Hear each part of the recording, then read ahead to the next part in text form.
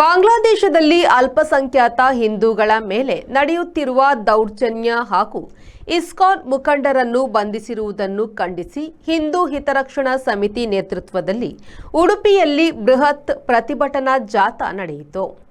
ಉಡುಪಿ ಜೋಡುಕಟ್ಟೆಯಲ್ಲಿ ಜಾಥಾಕ್ಕೆ ಚಾಲನೆ ನೀಡಲಾಯಿತು. ಬಳಿಕ ಅಲ್ಲಿಂದ ಆರಂಭಗೊಂಡ ಜಾಥಾವು ಸರ್ವಿಸ್ ಸಿಟಿ ಬಸ್ ನಿಲ್ದಾಣ ಕಲ್ಸಂಕ ಮಾರ್ಗವಾಗಿ ಸಾಗಿ ಬಂದು ಶ್ರೀ ಕೃಷ್ಣ ಮಠದ ಪಾರ್ಕಿಂಗ್ ಪ್ರದೇಶದಲ್ಲಿ ಸಮಾಪ್ತಿಗೊಂಡಿತು. ಜಾಥಾದಲ್ಲಿ ಸಾವಿರಾರು ಹಿಂದೂ ಕಾರ್ಯಕರ್ತರು ಪಾಲ್ಗೊಂಡಿದ್ದರು.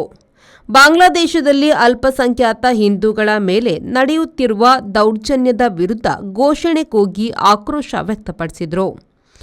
ರಾಜಾಂಗಣ ಪಾರ್ಕಿಂಗ್ ಪ್ರದೇಶದಲ್ಲಿ ನಡೆದ ಪ್ರತಿಭಟನಾ ಸಭೆಯಲ್ಲಿ ಪರ್ಯಾಯ ಪುತ್ತಿಗೆ ಮಠಾಧೀಶರಾದ ಸುಗುಣೇಂದ್ರ ತೀರ್ಥ ಶ್ರೀಪಾದರು ಭಾಷಣ ಮಾಡಿದರು.